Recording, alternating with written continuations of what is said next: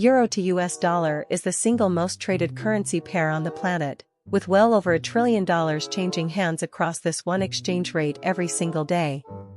That means even a small move, half a cent here or there, can shift the cost of your summer holiday, the price of imported goods on supermarket shelves, and the profit margins of thousands of European exporters overnight.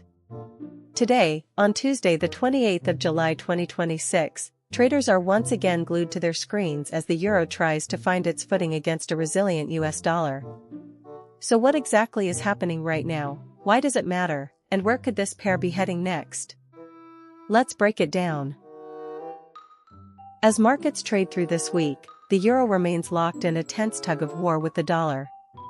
On one side, the US economy continues to show pockets of resilience, particularly in the labor market and consumer spending, which keeps the Federal Reserve cautious about cutting interest rates too quickly. On the other side, the Eurozone is grappling with softer growth momentum, particularly in its largest economy, Germany, where manufacturing output has struggled to gain sustained traction. This combination has kept the euro on the back foot against the dollar for much of the summer trading period, with the pair trading in a relatively tight range as investors wait for the next major data release to break the deadlock. Liquidity tends to thin out during the summer months, which can actually exaggerate moves when fresh news does land, so today's price action is being watched closely for any signs of a breakout. Over the past few weeks, the story has really centered on the diverging policy paths of the two central banks. The Federal Reserve has been signaling a more patient, data-dependent approach to any further rate cuts, largely because inflation in the United States has proven stickier than policymakers would like, particularly in services and shelter costs. Meanwhile, the European Central Bank has already moved further along its own rate-cutting cycle in an effort to support a Eurozone economy that has been growing well below its historical average. This gap between a Fed that is holding firm and an ECB that has been easing is exactly the kind of interest rate differential that currency traders love to exploit, because higher relative rates in the US make dollar-denominated assets more attractive, pulling capital away from the euro and reinforcing dollar strength. This is not just an abstract number on a trading screen, it has direct consequences for real people and businesses today. If you are a UK or Eurozone holidaymaker converting your currency for a trip to the United States this summer, a stronger dollar means your euros or pounds simply buy less once you land, from hotel rooms to restaurant bills. For European exporters, a weaker euro can actually be a silver lining, making their goods cheaper and more competitive on the international market, which is one reason some manufacturers have quietly welcomed the euro's recent softness.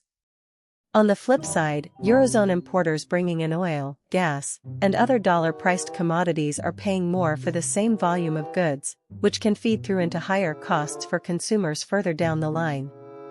Investors holding European assets while thinking in dollar terms have also seen the value of those holdings eroded simply through currency translation, regardless of how the underlying investments actually performed. Currency markets are forward-looking by nature, which means today's price is really a reflection of what traders expect the Fed and the ECB to do next, not just what has already happened. Every US jobs report, inflation print, and retail sales figure gets dissected within seconds because it can shift expectations for how many rate moves the Fed will make over the rest of the year. The same goes for Eurozone data, particularly the flash inflation and GDP figures that give the clearest signal on whether the ECB needs to keep cutting or can afford to pause. Options markets, which show what large institutional traders are paying to protect against future moves, have also been pricing in elevated volatility around upcoming central bank meetings, a sign that professional money does not expect this quiet patch to last much longer. Looking ahead over the near term, most analysts agree that the direction of euro to US dollar will hinge on two things: how quickly US inflation cools, and whether Eurozone growth can stabilize without needing further aggressive ECB support. If US economic data continues to come in stronger than expected, the dollar likely retains the upper hand, and the euro could face renewed pressure toward its recent lows. However, if there are signs that the American labor market is finally softening, that could open the door for the Fed to signal rate cuts sooner, which would typically weaken the dollar and give the euro room to recover. It is also worth watching political risk factors, including any fresh developments around trade policy or fiscal decisions in either the US or major Eurozone economies, since these can trigger sharp, sentiment-driven moves that override the usual interest rate story entirely. The bottom line today is this: Euro to US dollar remains firmly in the grip of a central bank standoff, with a patient Federal Reserve keeping the dollar supported while a more dovish European Central Bank leaves the euro vulnerable. For anyone traveling, trading, running a business with international exposure, or simply keeping an eye on their savings, the message is clear: do not expect this pair to sit still for long. Keep watching upcoming inflation and jobs data from both sides of the Atlantic, because that is exactly where the next big move in the euro to dollar exchange rate is going to come from. If you found this breakdown useful, make sure you are subscribed so you never miss the next update on where this crucial currency pair is heading.